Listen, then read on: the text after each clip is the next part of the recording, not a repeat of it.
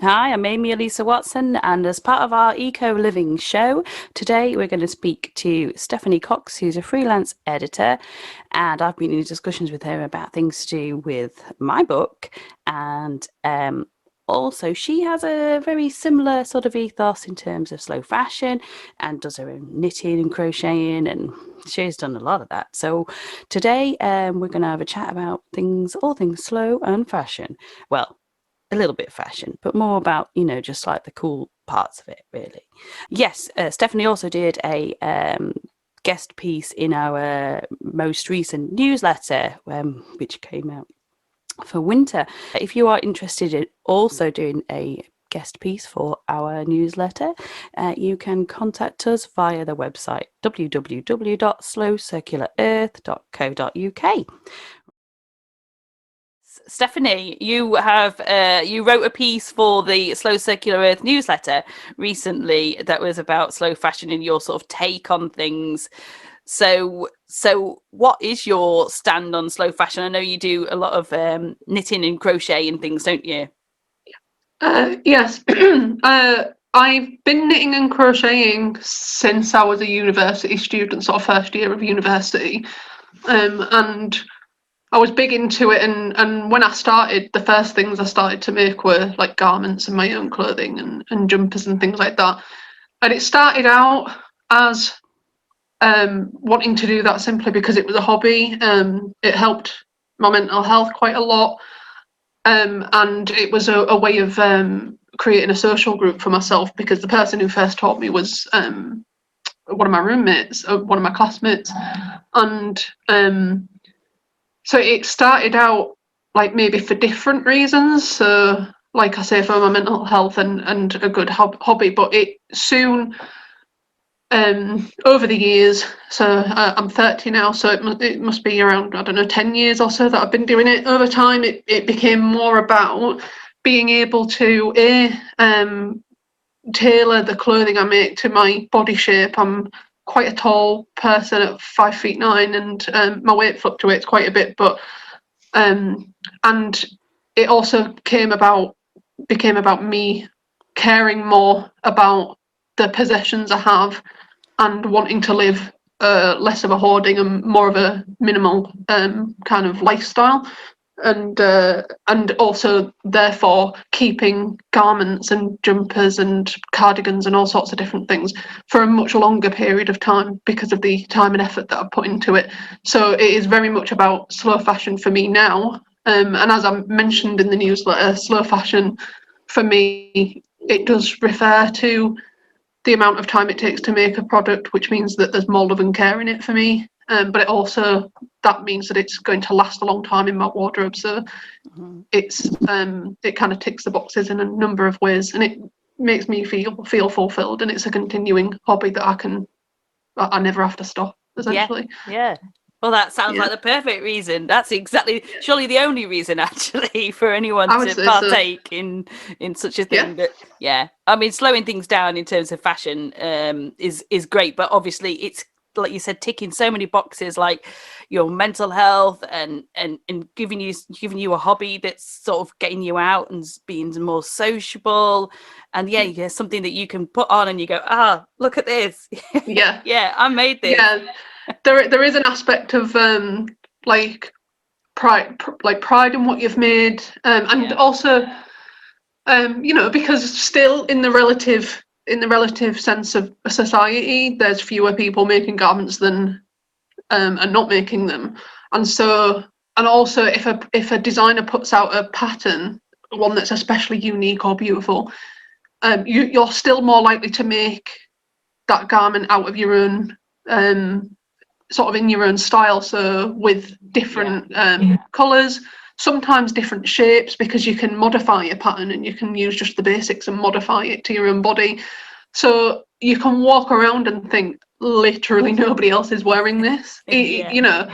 Even if you bought a nice piece in a shop that you spent a little bit of money on and you know it's going to last you a long while, it's still a mainstream high street sort of purchase, and so you might come across other people. There's no problem with coming across other people who wear it, but it also you can make you can make good fashion statements Yeah, yeah, with handmade slow fashion. yeah. A lot of people have this complete misconception that knitting and crocheting is about like old women and doing like making things that aren't trendy, but actually the community that I'm part of is full of women and men of all ages, and the designs that they put out are very often based on the latest season's trends in Yeah. high street fashion. So you're not making stuff that's out of date or that isn't going to last. You're making classic pieces that you would find in a shop, but you're tailoring it as to how you want it to be. So you can be a young, trendy person, fashion wise, and still make your own clothing. I think that's the key thing, isn't it? Because it seems like you need to have like the latest fashions or something that does fit in with the trends of the Mm-hmm. time, when Yeah, actually you can make something yourself that it does exactly that, and that can be more yeah, timeless and so much more personal, and that's yeah, perfect, you absolutely. know. I think, like you Yeah, just said, it's sort of it it ticks all those boxes. It makes you feel good, and you can still be on trend if that even really matters, you know. yeah. It matters to some people more than others. Like for me, the things that I'm more drawn to are, um, like I said, sort of the really unique things or things with a lot of colour or a lot of patterns. But there's a lot of people out there that are making things that are like all one block colour or a really classic shape that you would find anywhere. But for them, sometimes the advantage is that, but also that they then get to control what that garment is made out of. So Yeah. if somebody's vegan, or if somebody just wants to, to live a more like eco-friendly lifestyle, they might decide to use only plant-based yarns. They might decide to use wool, but wool that isn't super wash treated or treated with any kind of plastic treatment. So you can look at a garment in a shop and go, right, well, I want that classic look. I want something that's on trend. I don't want anything too fussy or garish or anything. I want to recreate that, but I want to make it in this material that I know is going to be friendly to the environment, and I get control over that. Yeah. Um, and a lot of people are doing that, and there are a lot of people who sell wool or plant-based fibres that you know that seller sells that, and you can go to the seller and source your own material in that way. So again, for some people, it's not necessarily just about the look or the trend, although it can be, but it can be about, like I say, how they impact the environment. For instance, if you want to make a jumper out of acrylic, which is essentially plastic yarn, Hmm. because you have a low budget but you still want to enjoy your hobby, then that's a really good option for them. Some people might decide to use 100% wool, and that way they know that when they're washing their garments, there's there's no microplastics going into the water when they clean it, and that's a big deal for them. And with also garments that are made of things like wool and plant-based fibres, um, you don't wash them like every few days or a week like you might a shop bought sort of polyester Yeah. garment. You can wear a wool jumper, for instance, or a cotton jumper for weeks and weeks over and over again and not need to wash it, and for a long time in between. So it's more eco-friendly in that way as well, and there's a brilliant community that teaches you this kind of stuff. This is what I'm going to say. I want to get into it. Yeah, I've always wanted to is knit. it? Yeah, my I love grandma it. tried to teach me to crochet and or even knit, and the most I could manage to do was one of those little French knitting things. Yeah, I could manage yeah, to do that. So I've done that myself. Now I have the big rings, and I've knitted yeah. scarves and stuff like that. And in fact, Mm. I've got my in fact I can't really get my leg up that high actually, but I've got these Oh knitted like yeah, thingy warmers. yeah. I've got my sleeky slippers on as well. But and it's those kind of things that's about as much as I can manage on a loom. Mm. But But that being a lot of able to people knit do. is great. Yeah, Such yeah. a A lot of skill. people do use things like looms or knitting machines. You can get I mean, Oh, I used to have a knitting machine. Yeah, when I yeah, was lecturing, we used to use the knitting machines all the time, but it just got so unfashionable to do any yeah, knitting, so we just stopped doing it. But yeah. yeah, that traditional skill of being able to knit and crochet is absolutely wonderful. As I say, my grandma did it. Make us um she used to crochet rugs. In fact, we've still got two of the rugs that she crocheted for Oh, us fab. ages ago. And my mum knitted, and she knitted all the cardigans for the kids, the little Yeah, babies with the little booties, yeah, and oh, it was awesome stuff. And they yeah. passed They're still round popular. all of them. Yeah, with all of our kids. Well, like there's four sisters, and Yeah. we've all had two, three kids, or one, or whatever we've had, and every single child has been passed down these little sets of these two pieces, Exactly, yeah. and There's a lot they of last. yeah, they do last, and there's one aspect of it which is if you know something's handmade, not all the time, but quite often a person will appreciate it more because it's handmade, especially if it's passed down to generations, like you say.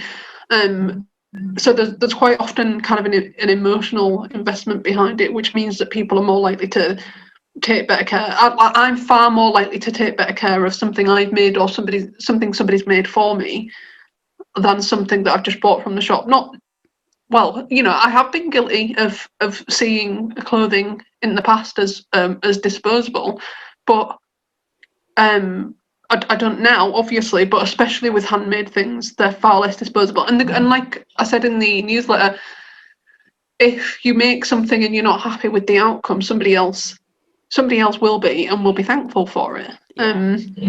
So yeah, there is a kind of an emotional kind of, or like a bonding kind of ritual behind it, especially if you're making for other people. So there's a lot of benefits to it, and that's why when you're in the community, which is a really strong and active community behind it, you come across with people with all sorts of different reasons for doing it. For instance, like I said, my sister had a mental breakdown and she recovered through crocheting Mm. a blanket, and like hasn't stopped since.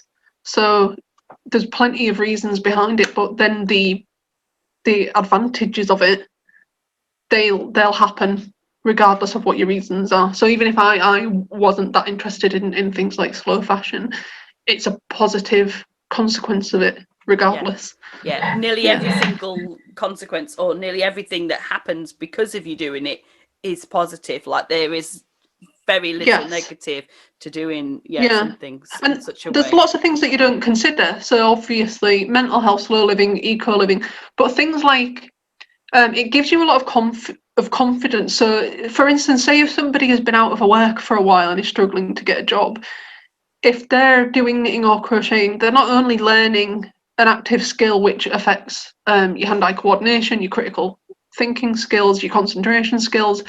When you sit down for a few hours in an evening and at the end of it you have a hat, for instance, you have a physical manifestation of your time, and that level of achievement can actually make a big difference to some people who might be struggling elsewhere, like I don't know, struggling to become employed or feeling insecure about motherhood or any of these other things. Having a hobby that allows you to create something and give you evidence at the end of it that you're physically capable of doing something Mm. is a big thing. Yeah. So yeah, like you say, there's consequences that are positive that you might not even think about before you get into it. Like me But with the slow fashion, I suppose it wasn't my main reason for getting into it, but it's definitely the main reason that I continue with it. yeah. Well, that is that, that's the trigger, isn't it? It's something that sort of then releases your like your capabilities, your ability to sit and focus on something that isn't necessarily anything vast or anything that's going to take too much effort. Exactly. Yeah. It's like a release sort of Mhm.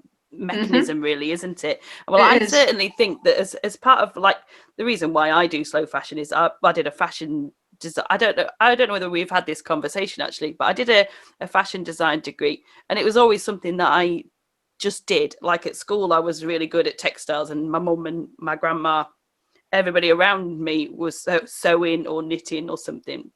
So Yeah. I basically just enjoyed textiles. It was the one thing I was really good at, apart from other stuff that like English and things. But at the time, I wasn't able to sort of cling on to that. I just thought, oh, well, what am I really good at? I can sew. Okay, great, I'll do Yeah. that. So I went on to do that. Then I did that at the degree level because it just seemed like the only thing, Hmm. the natural thing to do. Then I got into designing, and I didn't particularly like being in industry. I didn't like the Yeah. fastness of everything and the vastness of everything, but I was good at what Yeah. I did, so I continued until I got to a point where I was just like, no, it's not necessarily, there wasn't really any money in it, and I went into lecturing, and I really enjoyed teaching other people how to make things.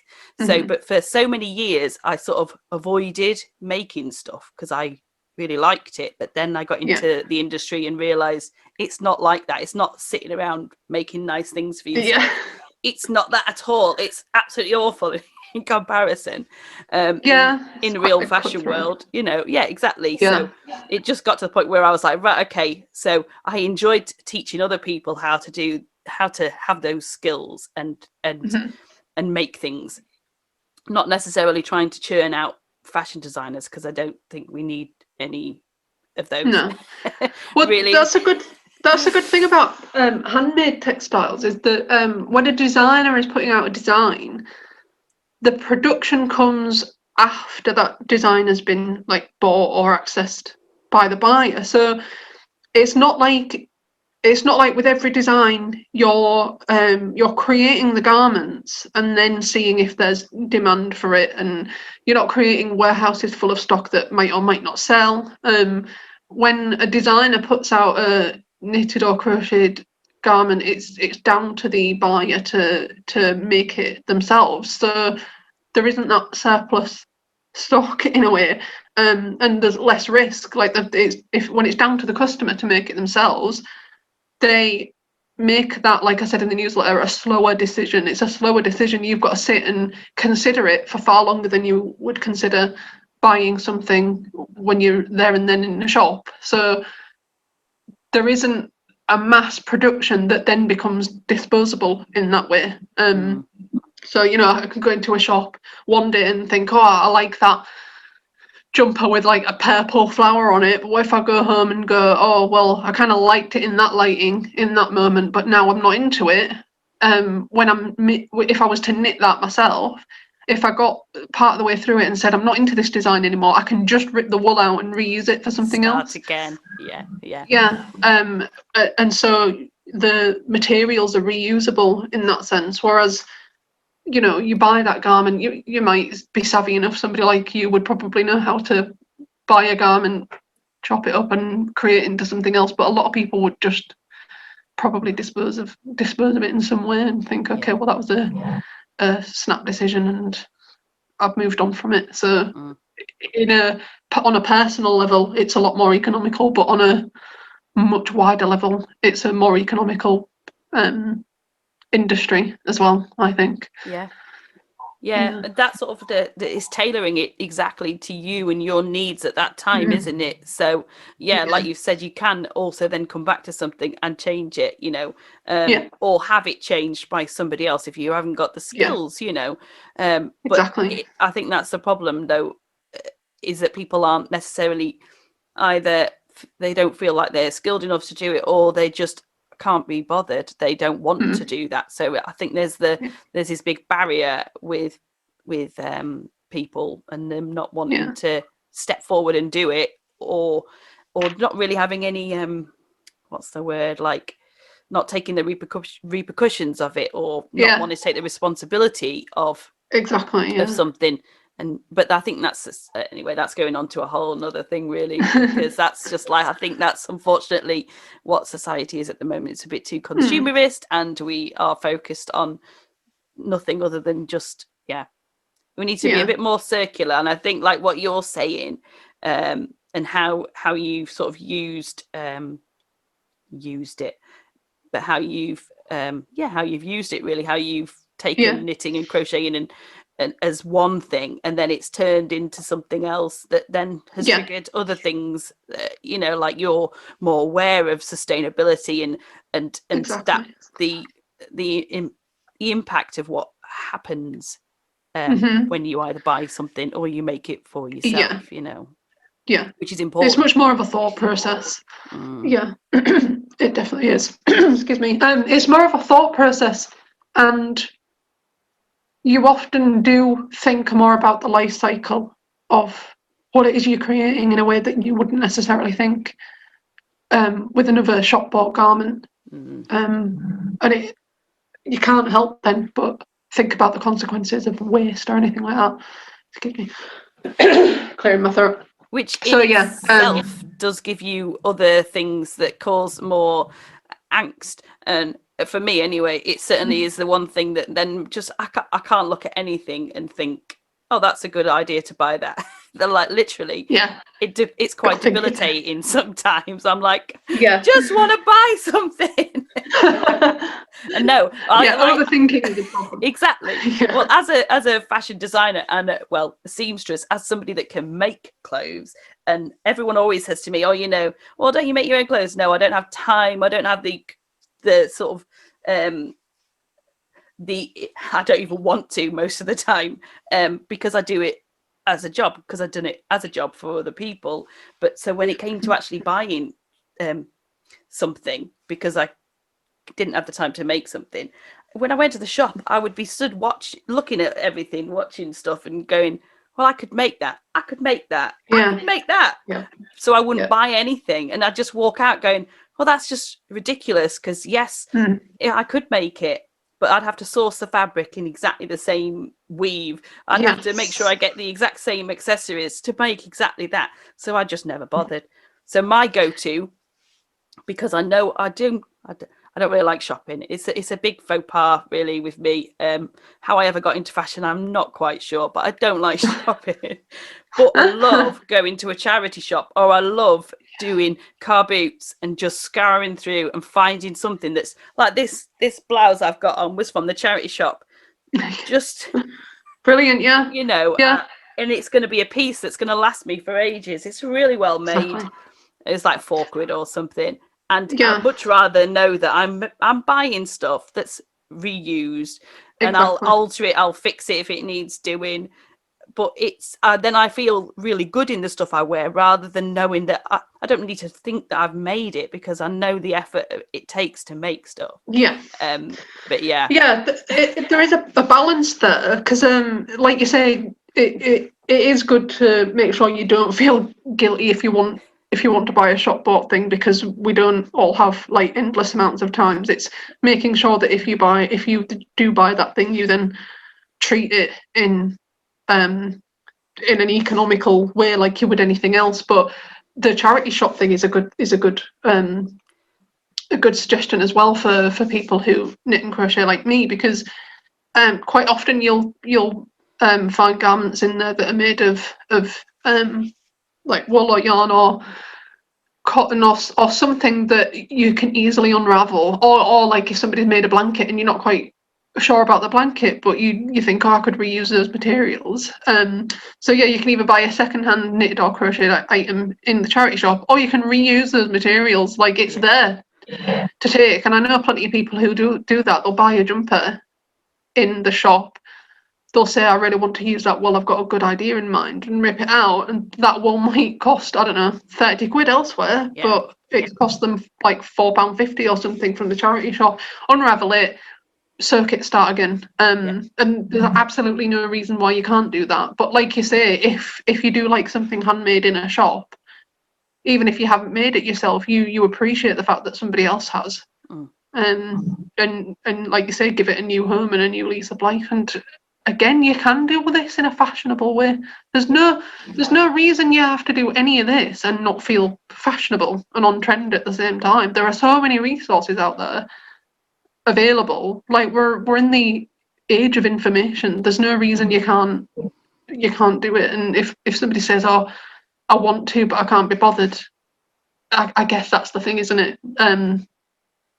If you can't be bothered, you don't want it that much, and if you just don't physically have the time to do it, there are other people who can hand make these things for you if you want them to.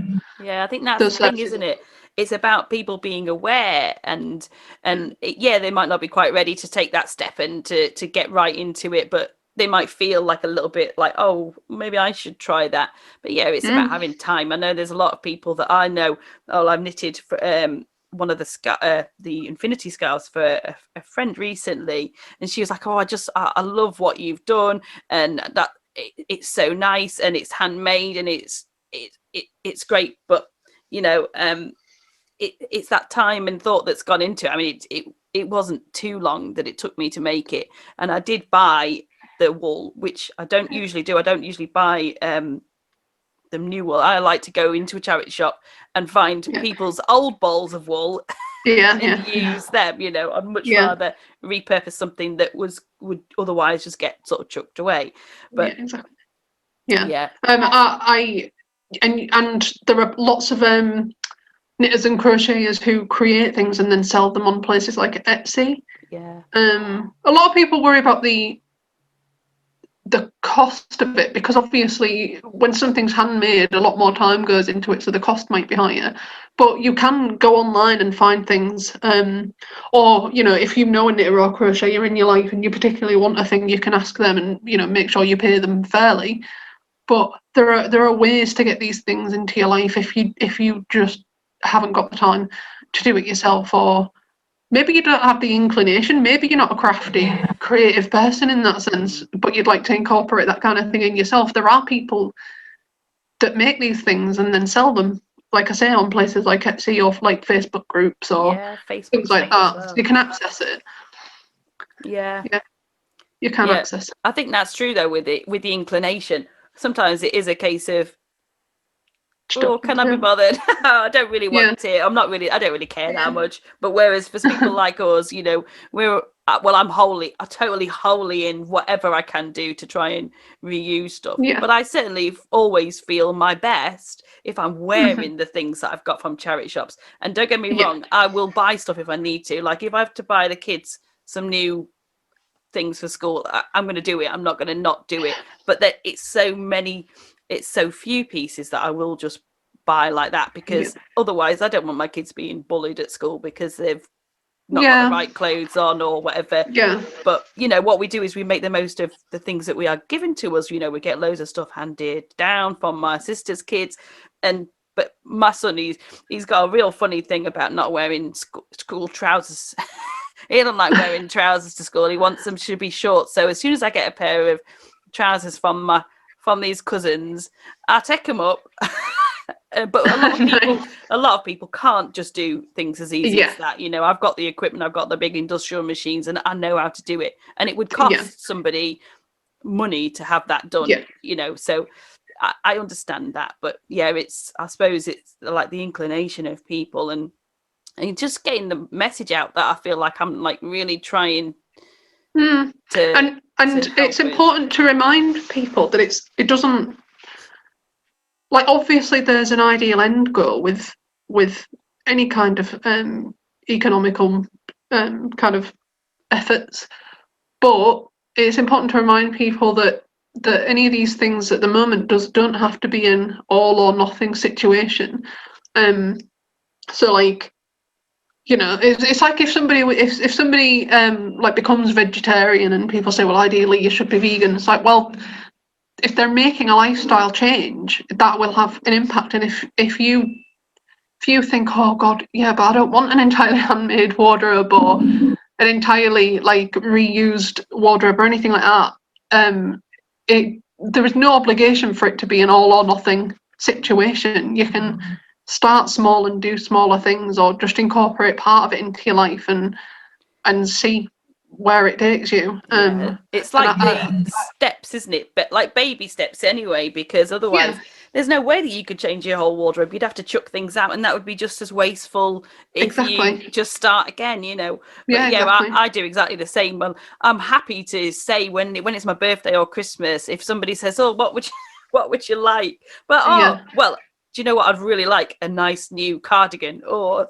yeah, something like that. exactly. And then I Yeah, enjoy wearing those because they've been gifts from people that I care about, that have thought about me. They know exactly like what I like, and I'll happily wear it.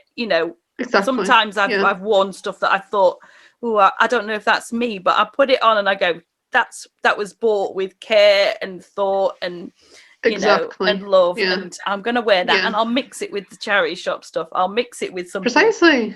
you know, that makes it Yeah. me, you know. So I think Yeah. that you can do that. You can add on to stuff. There's no point in, Yeah. but I certainly think that what would be quite a cool thing to do is to start the clothes swapping thing again, you know, as Oh, well, I know. because Yeah. I never really got into that because I was friends with a lot of people that were slightly different sizes to me, Mm. and it was never going to be really a possibility to fit in any of their clothes. As good No. as seamstress and alteration lady I am, it wasn't going to happen. So, but I think that's something that we could maybe even start one across the bridge, you know, Yeah. close that Yeah. Clothes divide. swaps are a lot of fun. Yeah. Yeah. I've got two triplet sisters. As me and two of my sisters are triplets, and like our weight fluctuates.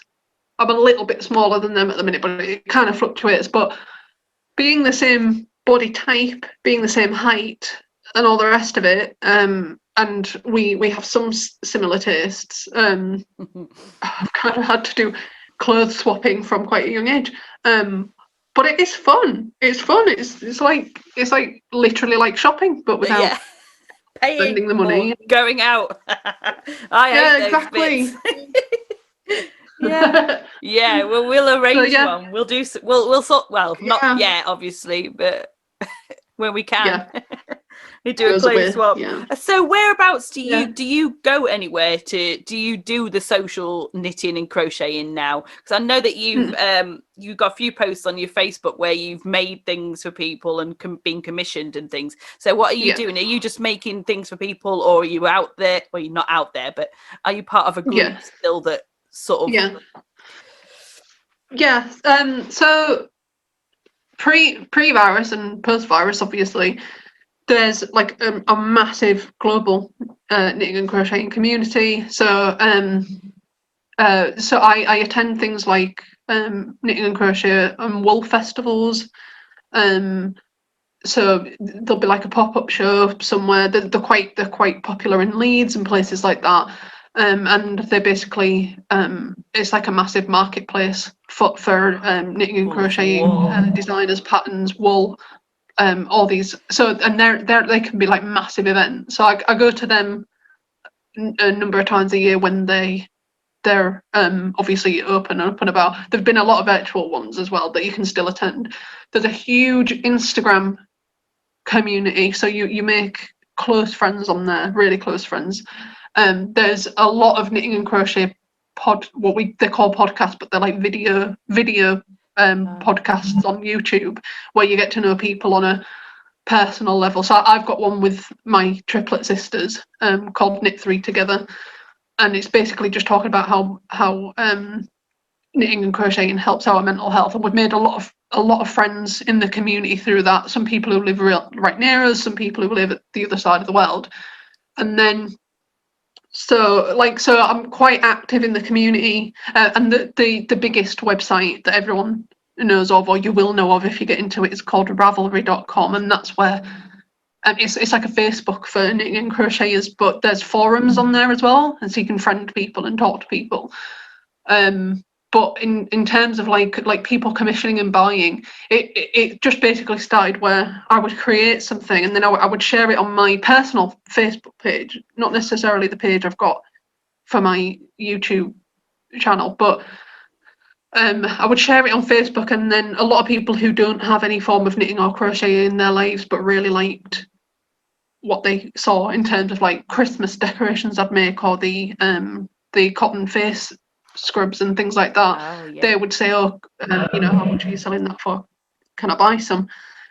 This is what I mean by like it can be accessible to people if they don't have any intentions to make it themselves, but they can find other people who do it. And that then opens them up to another world. They'll see what I'm doing. They might look elsewhere to see what other people are doing. They might find some people on Etsy and Instagram and places like that. It's a really huge community as well, and I'm very friendly. A lot of it has social movements behind it, but it's up to it's up to the person whether they just want to keep it about the crafting or whether they want to talk about things like economical living behind it. But generally, it's people sharing their love of the craft and like making sort of really strong friendships from it. They'd love it if anybody listening and then wanted to get into it, they would genuinely love it. I think. Yeah. So Oh, it sounds really, great. really, Just yeah. I like thinking. I'm just thinking. Oh, have I got time for any of that at the moment?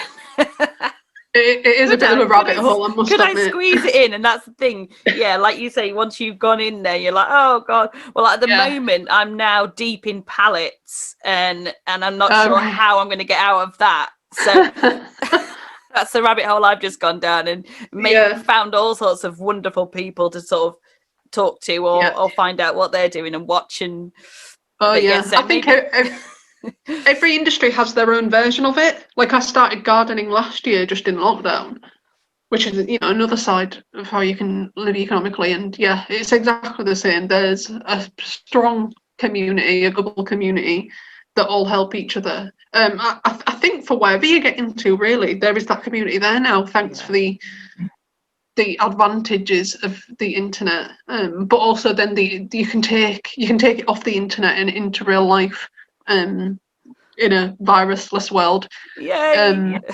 Yeah. Yeah. It's really good. Yeah, it sounds like a definitely great community based thing that's gonna just be good for you. It's Yeah, it is. It really is. It's good to have them when you're in lockdown as well. The people are still there, they're still making things. You're still going to these places. They're still there, just like the rest of us. It's just different circumstances at the minute. yeah. But some of That's it will come. Some of it will go back to normal. So yeah. I think one day. yeah, One day. I know it's given me all sorts of ideas of things that we could do. We could do some nice online tutorials with yourself at yeah, some point. Yeah, if you're yeah, up for it. Can I get you roped up for yeah. all Why sorts of not? stuff, Stephanie? Oh yeah. Oh, that's well. What a wonderful conversation we've had today about slow fashion, knitting, crocheting, everything, economically Yeah, living, and yeah, it's all yeah. been fantastic. So yeah, that's it for today's Eco Living Show.